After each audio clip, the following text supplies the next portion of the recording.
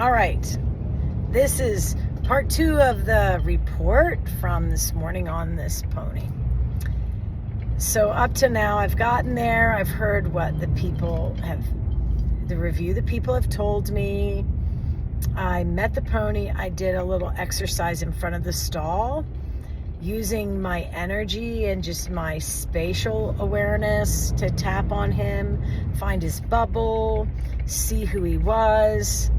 He was flicking his ear, so I read that as high connection, also high leadership, because he didn't give, he doesn't want to really give ground.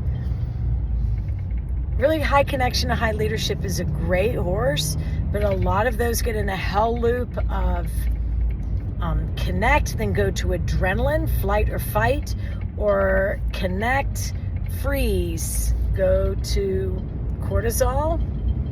If you keep turning the volume up, you get explosive horse. And I think that that's kind of what's happened here.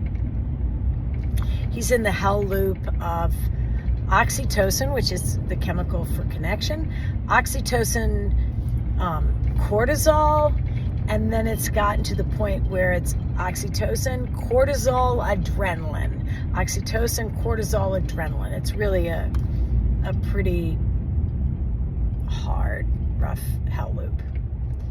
So I've done some stuff of going in the stall, evaluating him, looking at his physicality. Again, it told me huge amounts of cortisol. He's swollen up like Blueberry Girl and Charlie and the Chocolate Factory. He had me tap on his stifles and hocks, clear him at his head. That went well. So I've now gotten done with the tapping. And I'm like, all right, now we're going to go on to our next thing. And I felt like I needed to do the palate to stretch and start to, because the tapping gets everything sort of shook up and moving. But by itself, for something like him, it could end up sort of sensitizing him, bringing him present and releasing stuff, but it doesn't get things flowing in him. And I was like, we've got to get the energy to flow in a circle like it's supposed to.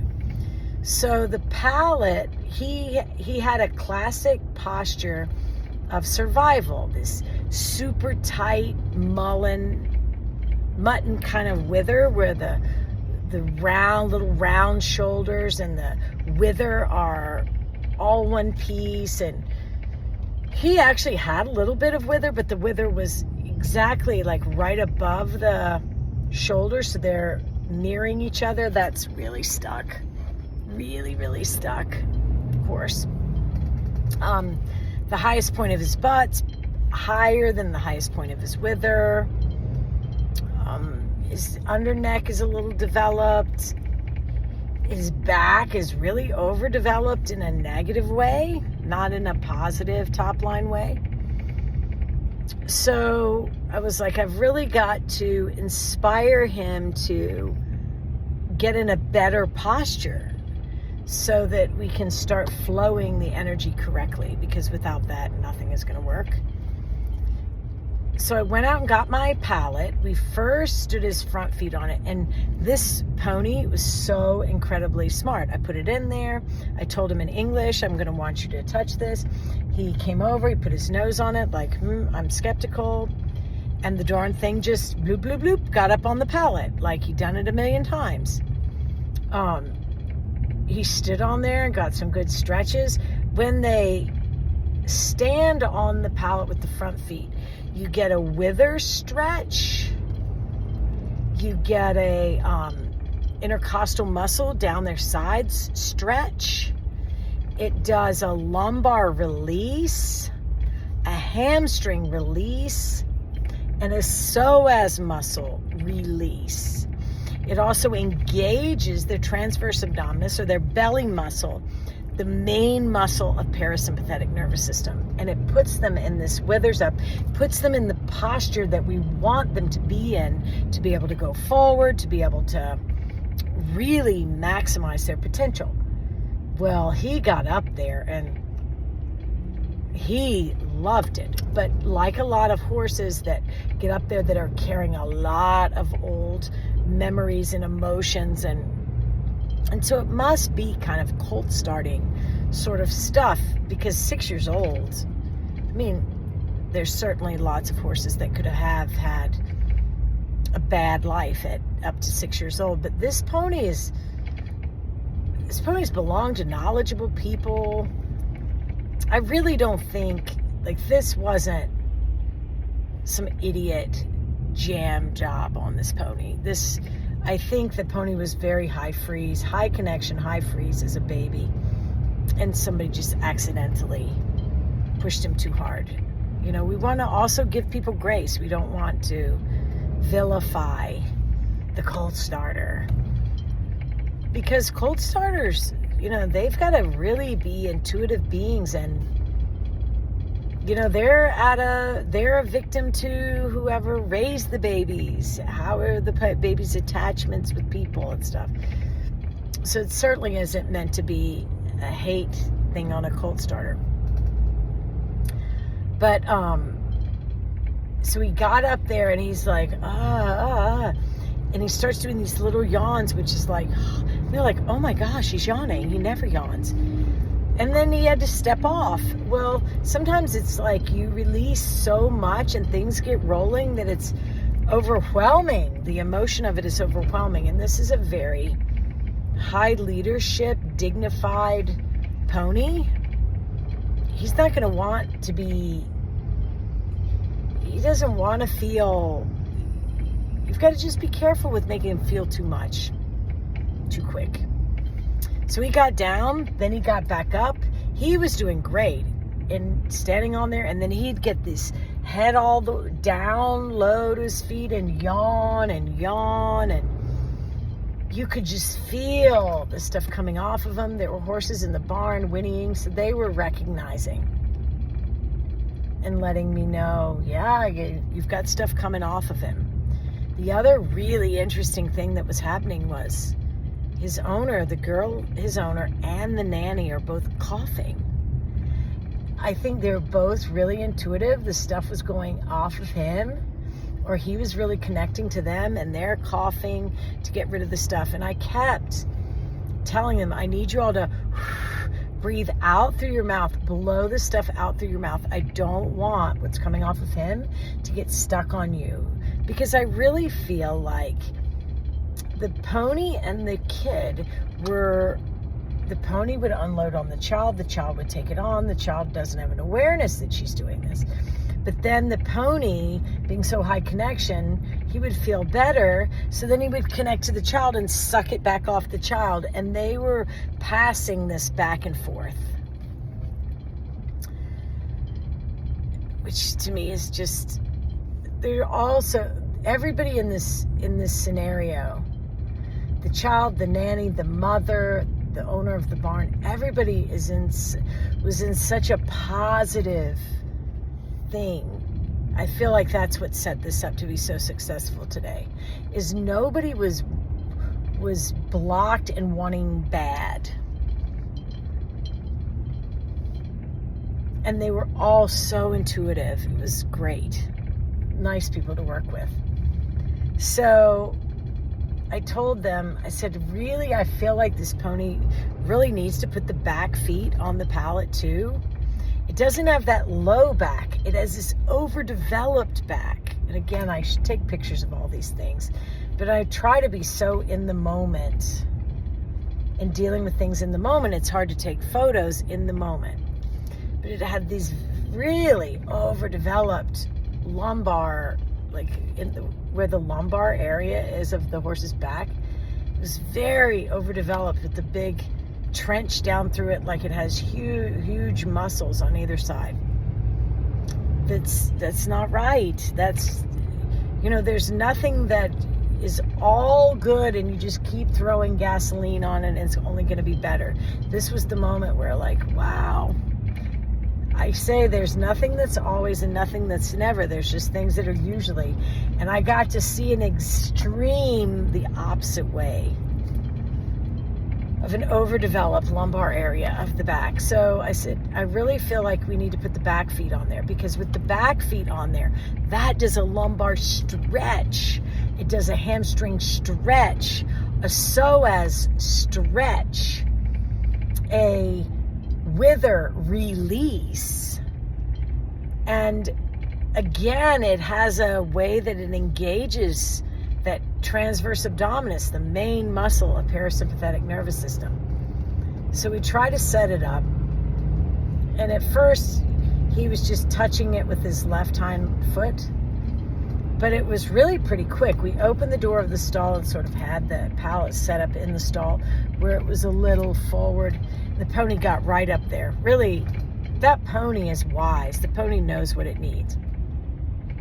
And when it got those back feet up there, it was so peaceful. Like he just stood and soaked in it. And I explained to them that the emotion that is held in the psoas muscle is fear. Fear is psoas is your main muscle that holds fear.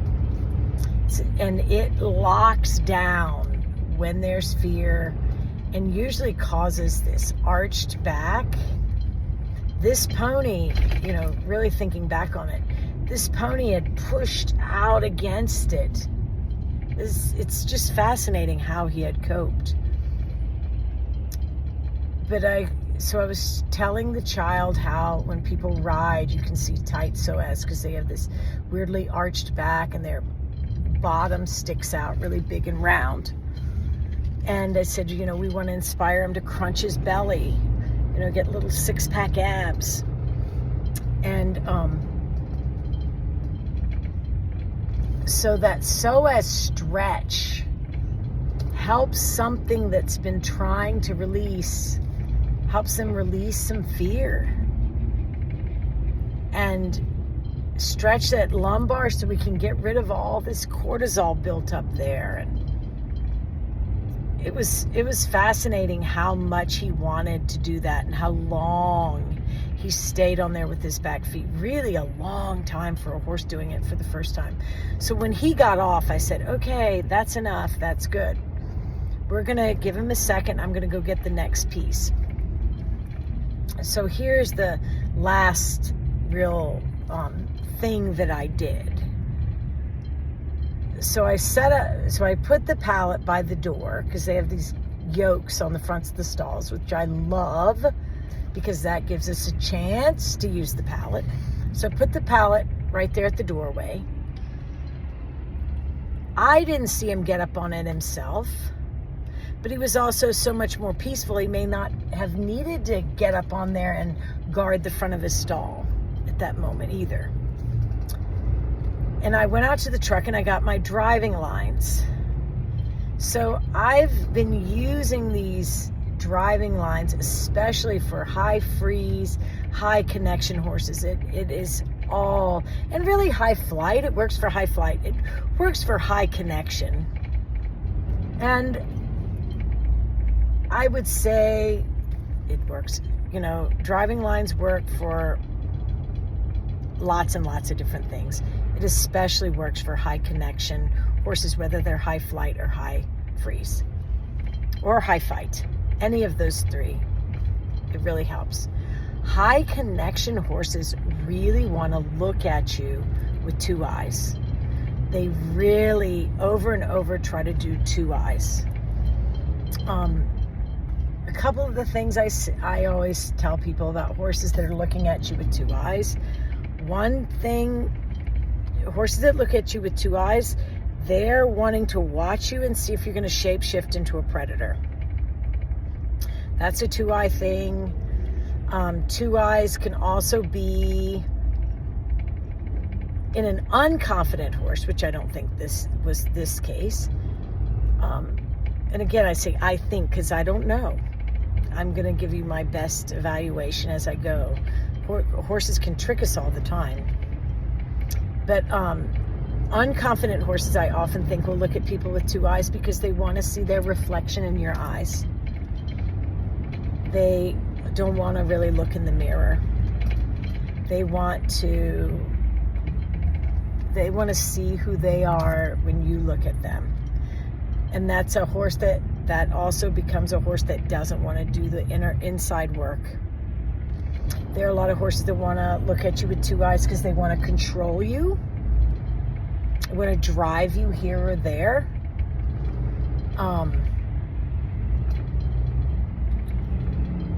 Those often are also like that. This, I think, is this pony, because they don't want to do the inside work either. The inside of them is so black, they're going to move everything else around on the outside of them so that the outside feels as bad as the inside of them feels.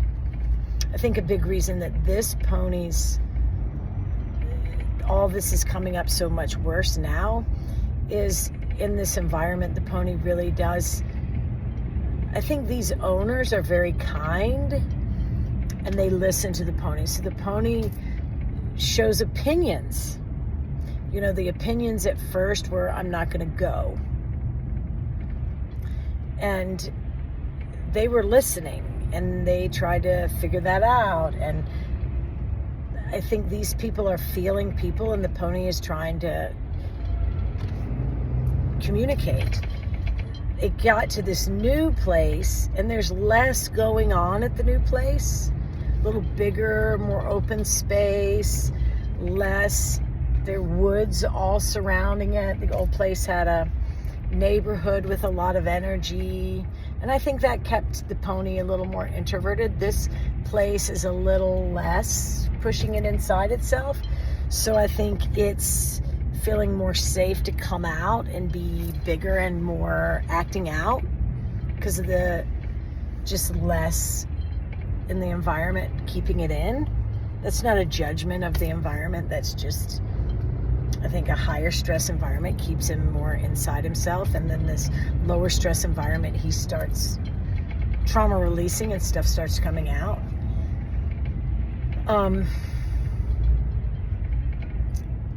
The driving lines can just really help. I initially want horses to find peace in stillness, but a lot of people feel like relaxation is only stillness. Relaxation and endorphins go together. Relaxation, endorphins, and going inside yourself and finding the peace inside yourself goes together. Relaxation, endorphins, going inside yourself, and the leadership piece go together. A horse will not let you drive, let you be the leader, let you call the shots unless they feel safe and unless they're relaxed. They're not going to relax and let you drive unless they feel safe, that you're a good leader and they're going to be okay. And so this horse just didn't have access. High connection, super high connection, don't access relaxation and endorphins well. And so I haven't communicated that well on this video, but our job is really to help them learn how to go inside themselves and relax and start getting those endorphins, overall sense of well-being. Endorphins give you some pain relief. Endorphins also give you access to maximum athletic potential.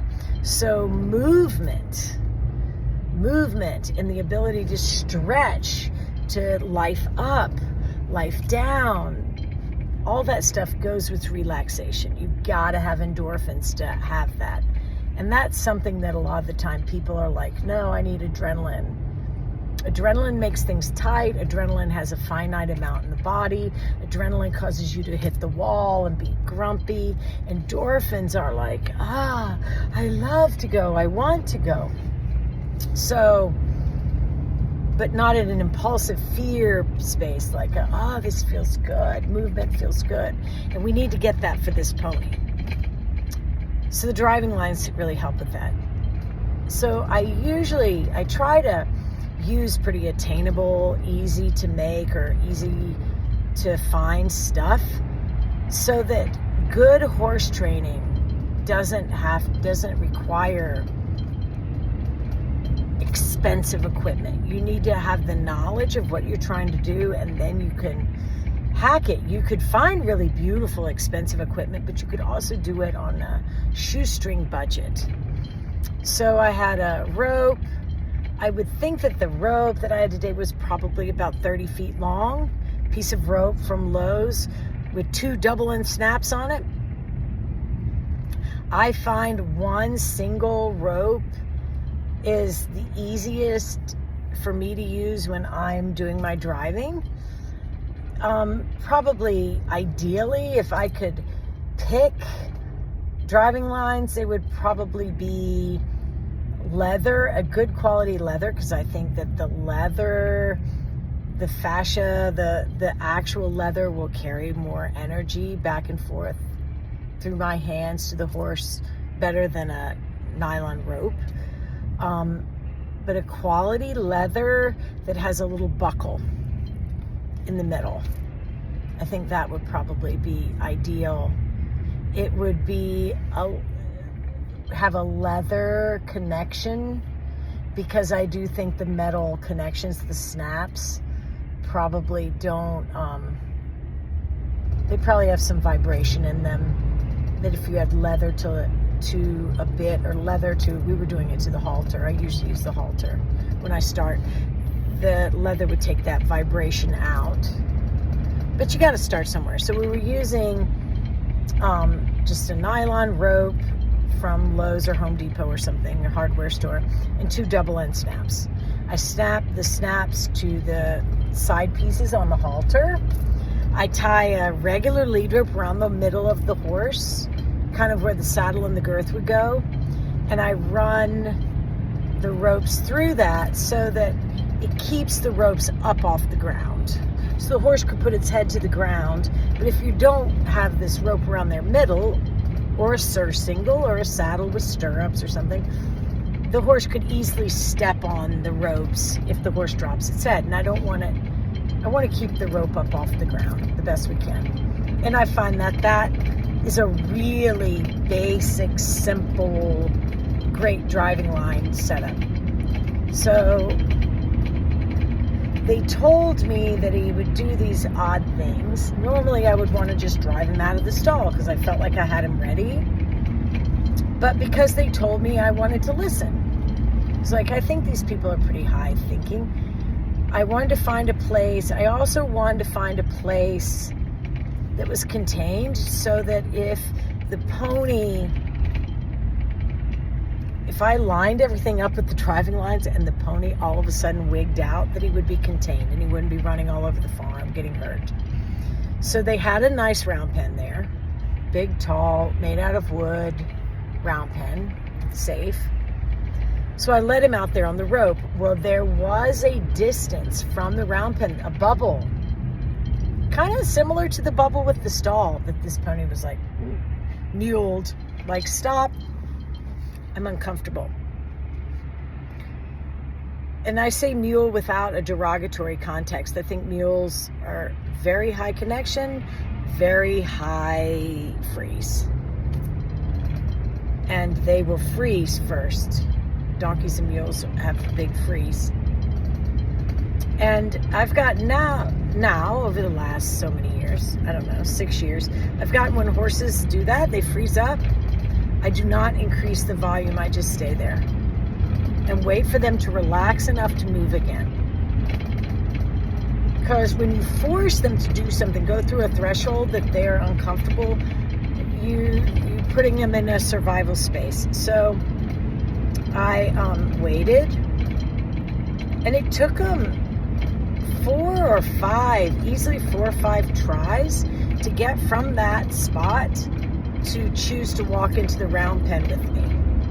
I rewarded every time he took a step and did something more relaxed to come in. And when he got into the round pen, you could see he was a little on a heightened alertness. So I didn't put the driving lines on right away. I just stood, waited for him. We're just going to wait. Let you solve this. See that this, I'm not here to dominate you. I'm here to help you. And if you need time without the driving lines, I will do that. They told me that there had been times in the past that when he wouldn't move, they'd taken him into the round pen, and when he got in the round pen, he would just gallop lap after lap. So it made me feel like somewhere in his life, the round pen has been used to make him move, and that he's gotten in an adrenaline space in there. So I needed to let him see that that wasn't the purpose of what I was doing. An interesting piece that he was doing, he relaxed pretty quick as far as looking at me with two eyes, put his head down, but he did start wrapping himself up in the rope. And I tried to explain to them, horses will step on the rope, tie themselves up in the rope. Sometimes that is a leadership test to see if I step on this rope, if I put my foot over this rope, will my person's blood pressure go up? Because if the person isn't a strong enough leader to stay relaxed through that, then they're not, a high leadership horse is not going to let you drive. They do all these funny little leadership tests, and that is usually one of them. Another reason why they may step on or over the rope is that they are using the rope to help themselves chiropractically adjust. Very seldom do horses step on or over the rope because they were not paying attention. So, and occasionally it happens, a horse is so out of its body it does that, and that helps bring it back into its body. But this one was very aware, was in the building, thinking all the time. When it starts wrapping itself up in this unusual way, well, I immediately get the feeling like, oh, I think somebody has gotten frustrated with him at some point in his life. Could have been the colt starter. And they'd wrap him up and lay him down. Or, and that has a bit of a judgmental feel to it. Or he was tied up and he got his legs wrapped up. Or he got tangled up. Maybe he was dragging a rope as a weanling and he got himself tangled up in the rope. I need to work on non-judgmental ways of saying this. But at some point, this pony says he got tangled in ropes and it threw him to the ground, and it really scared him and it made him defensive. And so they were a little like, and the first time he did it kind of fast. And I just let go of the rope, and then I took 2 or 3 steps and picked the rope back up. I'm not trying to throw him down or trap him.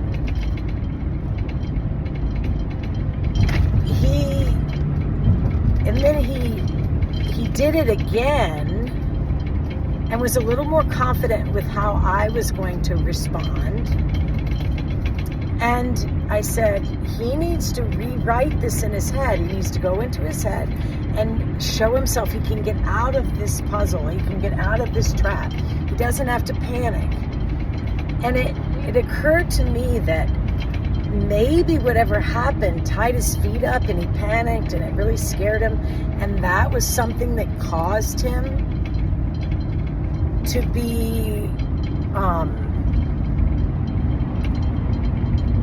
so high freeze and not move. So maybe this was a thing that he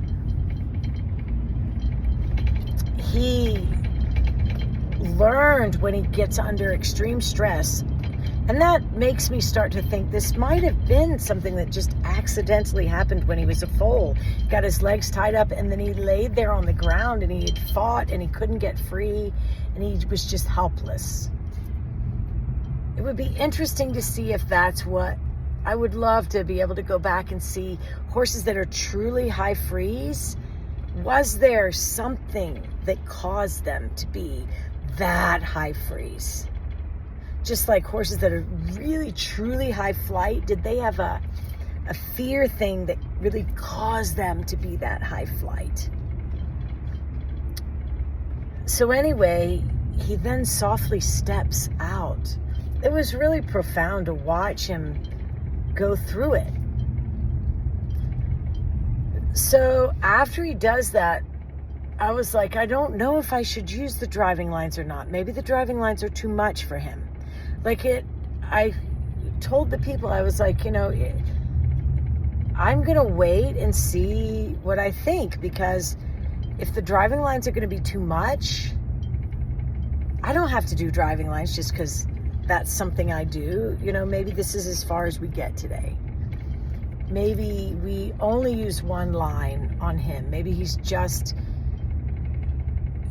mind isn't ready for the 2 lines, because with the driving lines, it all of a sudden puts you to back. They can't put 2 eyes on you in the driving lines, and that can cause high connection horses to panic, and you'll hit a spot in them with those lines.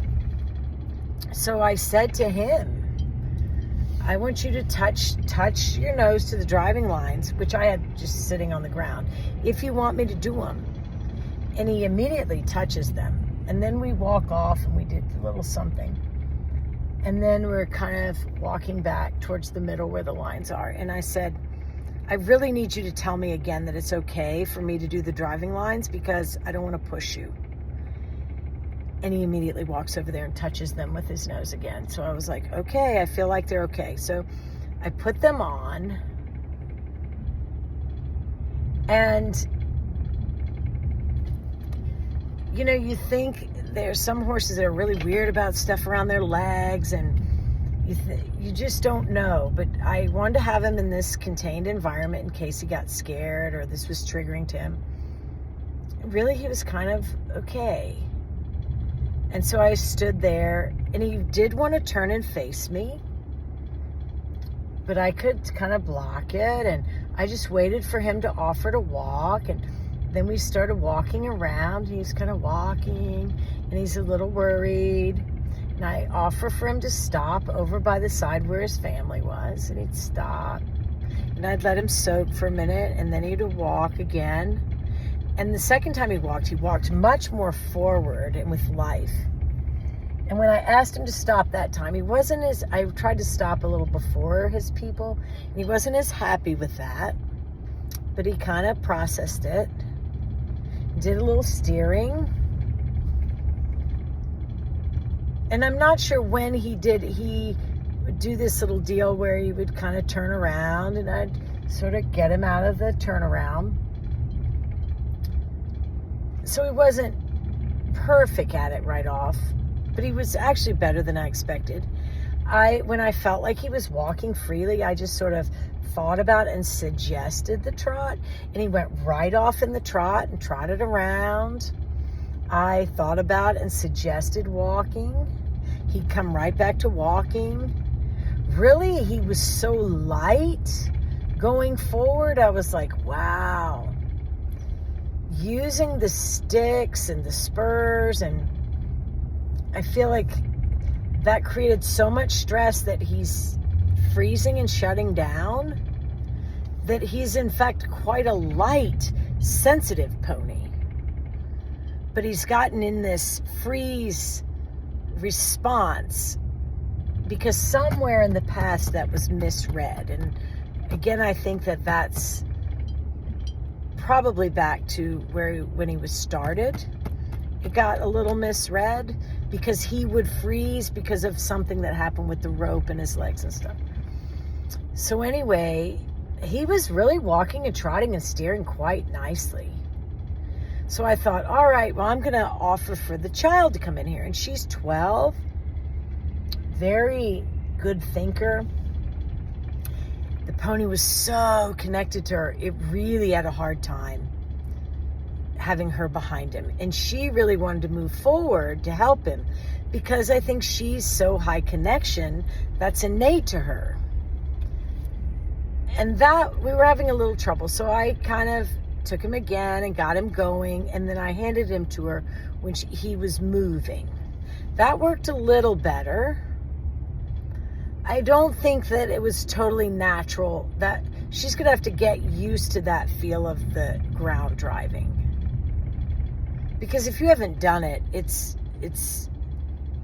unnatural feeling. And this pony needs this as a rehabilitation device. So I think she probably feels of the unsureness inside of him And she's not super confident inside of her because she's just learning. She's not supposed to know how to do it. But they were able to walk and trot safely, and he really never threw a fit, which I was surprised. So then I was like, well, I don't know if I should canter or not. I didn't want her to try to canter, but I wanted to offer for him to canter. I felt like I was pushing his boundaries with the canter, but I wanted to do that so I would know in case she accidentally, because he was trotting forward so easily, I thought she may accidentally canter, and I don't want this to be like the wild, wild west. Well, it was interesting. So I got him trotting. He's trot. So I kissed to him and just kind of did a canter feel with the energy in my body and a little with my foot, inside foot, like I would like this lead. And he'd immediately canter off, like step into the canter, like so light and beautiful. Then he'd shake his head, like, because his body was stuck. He wasn't really loose enough to do that. And he'd come back to the trot, which is great, which is totally fine. That would be absolutely normal for this pony. And so I just did a little bit of asking for offering canter and me and asking him, and he would answer beautifully every time, but he'd kind of shake and prop around, but nothing, not really bucking, not even really reacting, but like, my body is too tight, I can't. He just couldn't easily canter. So I did it till he was cantering a little bit easier the first way. So then I turned him around to go the second way. I guess I actually went to the right first cantering. And then when I went back to the left, he was a little more hesitant to canter to the left. And he cantered off a couple times, okay. And then he cantered off and he was cross cantering. It was like he relaxed enough that all of a sudden he was cross cantering, and I was like, here's the thing. Like, horses that are in sympathetic nervous system or survival, they tend to load their front feet. Single lines, like a lunge line and stuff, will tend to load horses' front feet.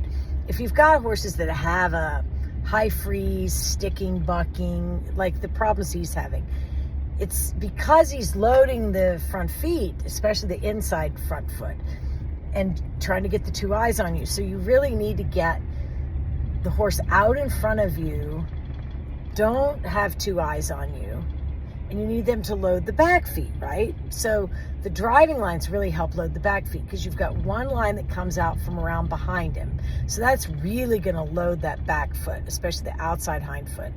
Then you've got the inside rein that comes at his girth because it comes out from where the rope is around his middle.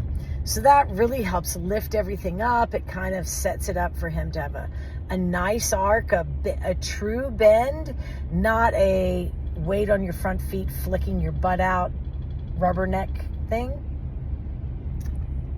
And when he relaxed enough to show me, I flipped my hind leg out, I was like, he probably has lead change issue.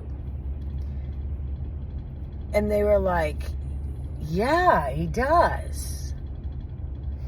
And I said, well, that's coming from the weight too much on his front feet, especially inside front, especially left inside front. So I sort of sent him a couple more times, and he got where he was kind of cantering a little longer way on the left side. So then we got off of it. I was like, okay, that's enough. That is the most he can do in here. So I asked them to open the gate because I thought, all right, I'll just drive him around the barn a little bit, see what I've got. Well, when they opened that gate on the round pen and I went to drive him out, he really started to have a ton of anxiety because all of a sudden I'm now driving him. I'm sending him somewhere where he has to connect back up to me, like connecting up to a rider in the saddle, and listen and have his nose out front, let me drive from the back. Like, it really started bothering him, and he starts kind of coming apart the most he had come apart. He really had a little bit of a meltdown there. And he's like fishtailing his butt to the side and, I'm not okay. And I'm like, okay, I hear you. I'm going to turn this volume down. We're going to take a minute. Do not fear this. I'm going to have very low question here for you, buddy. And I went ahead and let him eat some grass to help bring the emotion down a little bit. I find with high connection, high freeze horses, they will eat grass to help soothe themselves, distract themselves, get themselves out of having to focus on all this pressure that's in their environment. Introverted, high, and it's just so strange. A horse that's horses that are more cortisol will tend to more eat. Freeze horses that are cortisol will tend to eat. Freeze horses that are more adrenaline will tend to not eat. So with horses like him, you can use the grass as a distractor to help bring some emotion down.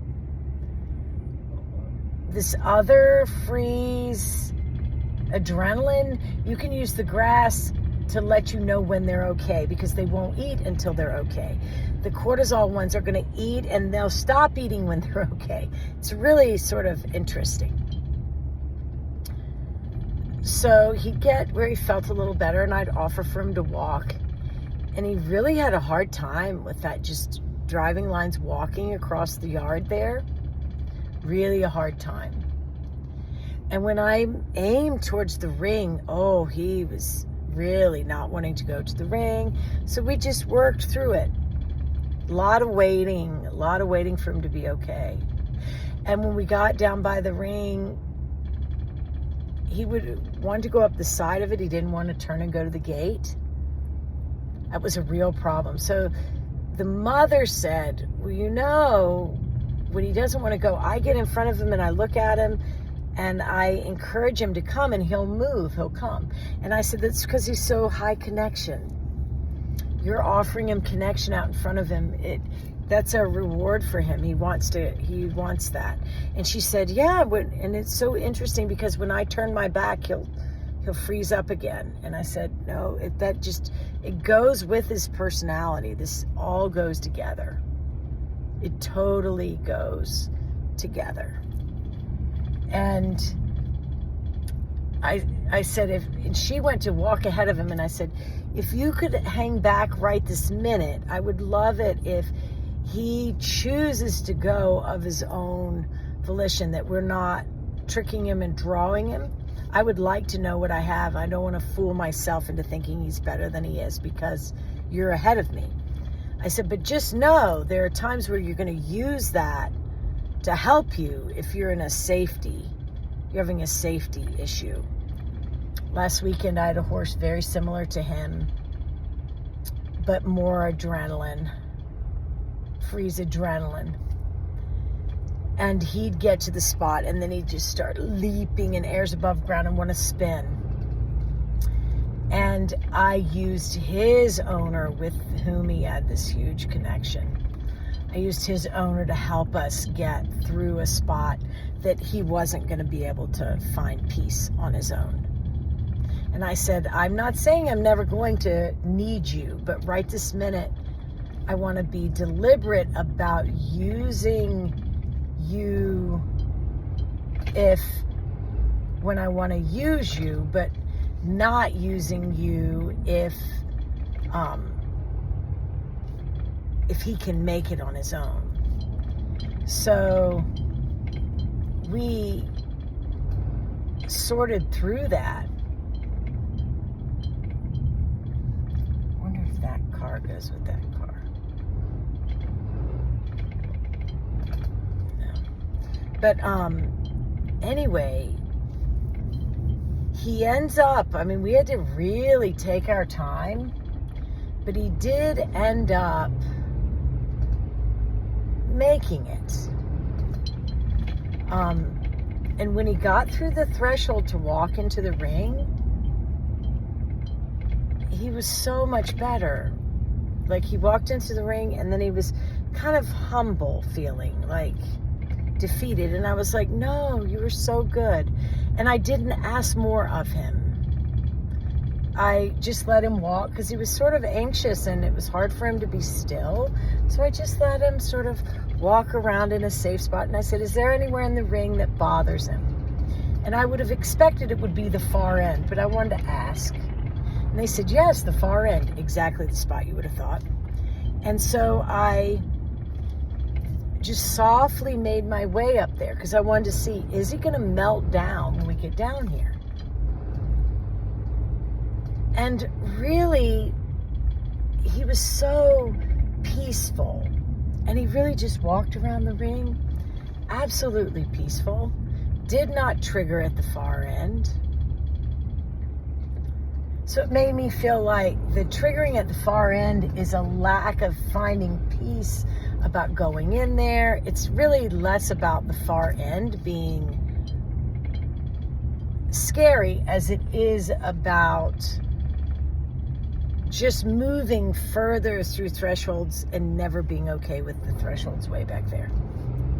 So I just let him walk along the rail at the end, walked along the rail, down the side.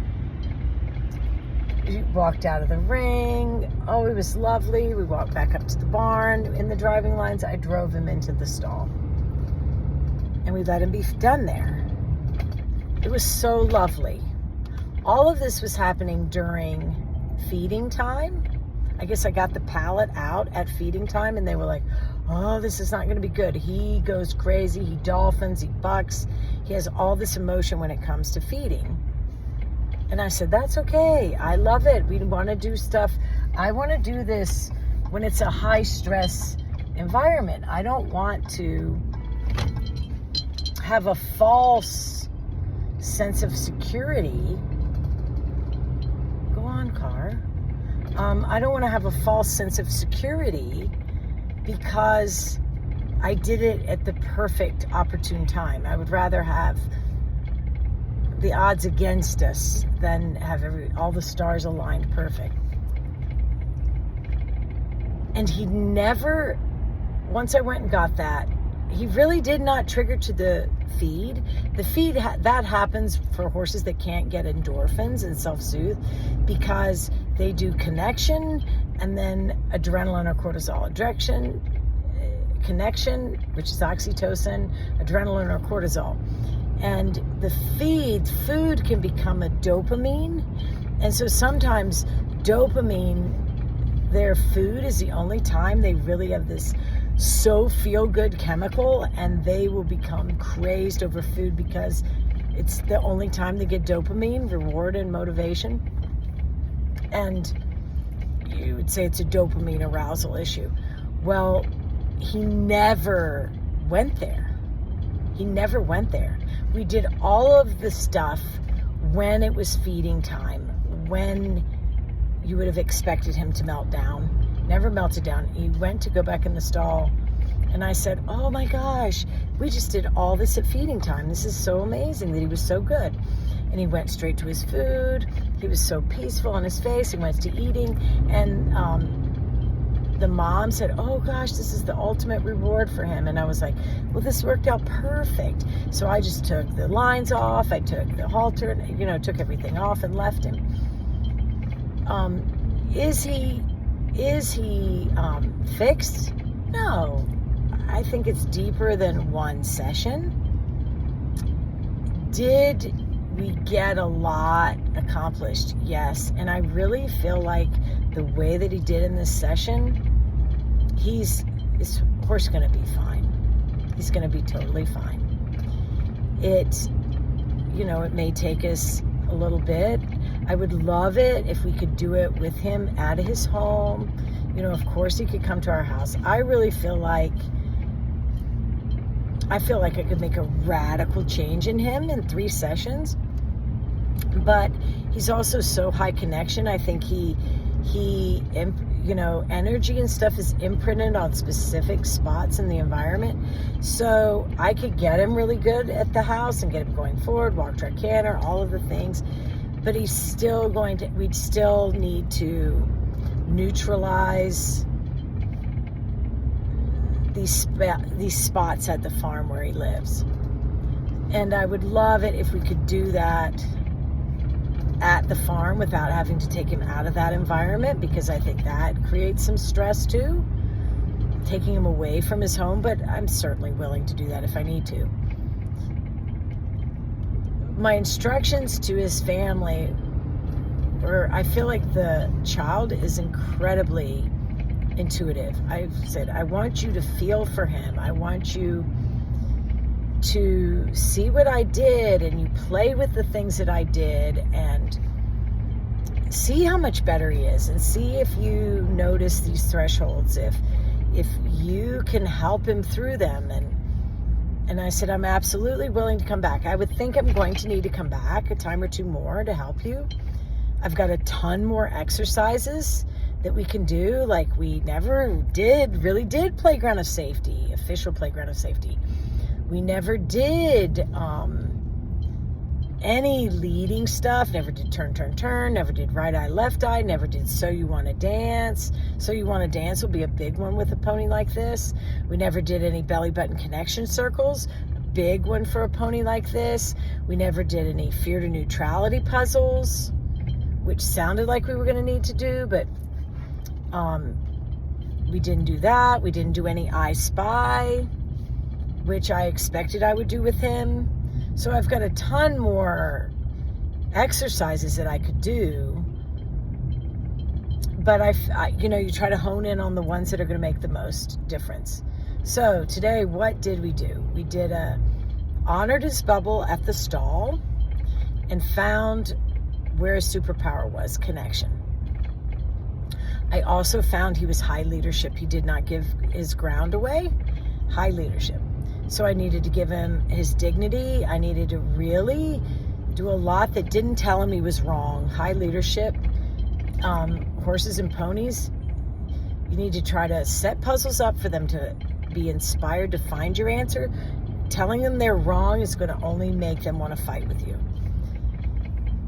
So we did all that outside the stall. Then I went in the stall. I evaluated his physicality. What's his physicality telling me?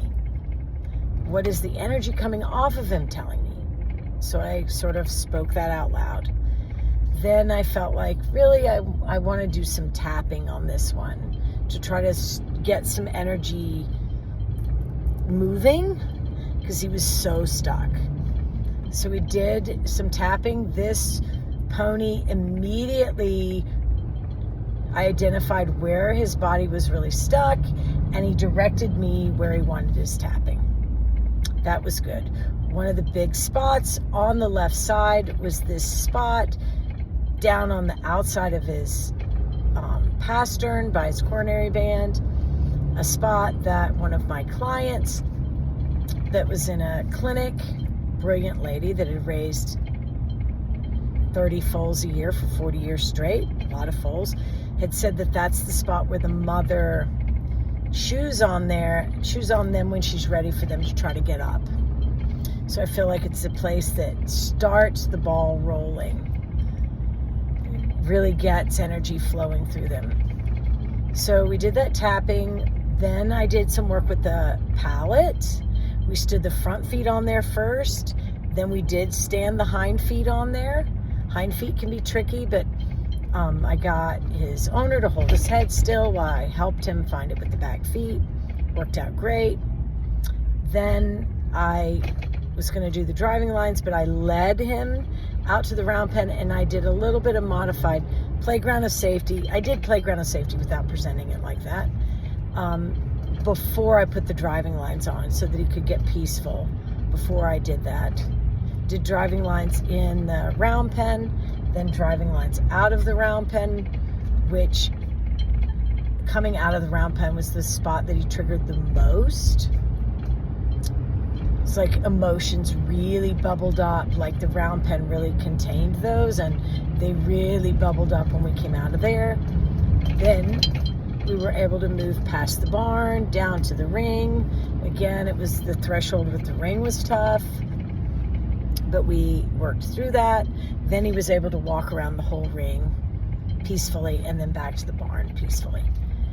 So if you have stayed for this whole 55 minutes of the second video of what happened today, I hope that you've gotten something out of this. It was a really great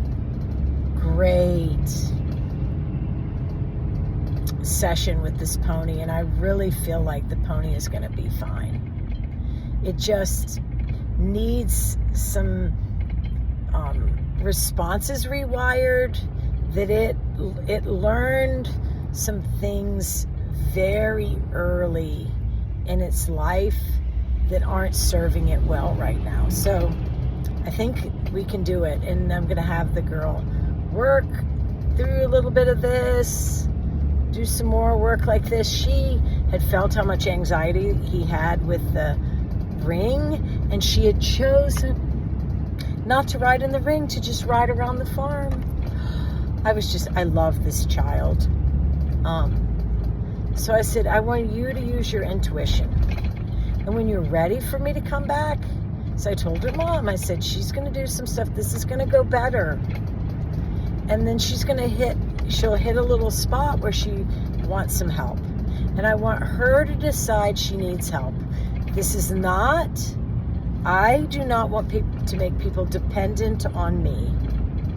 I want to help people learn how to solve these puzzles. I want to help the horses learn how to solve the puzzles. That's why I don't just set things up when I leave. I could probably make more money if I did that, because I do more returning, but that's not the point. The point is not to make you dependent. The point is to give you some ideas and some education, and sometimes it's only one time, and holy cow, people can just grab that bit of knowledge and jump off.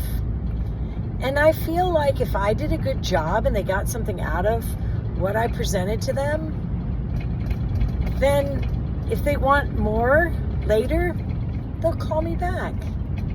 And sometimes that's all they wanted, and that's great. Whatever people need is perfect.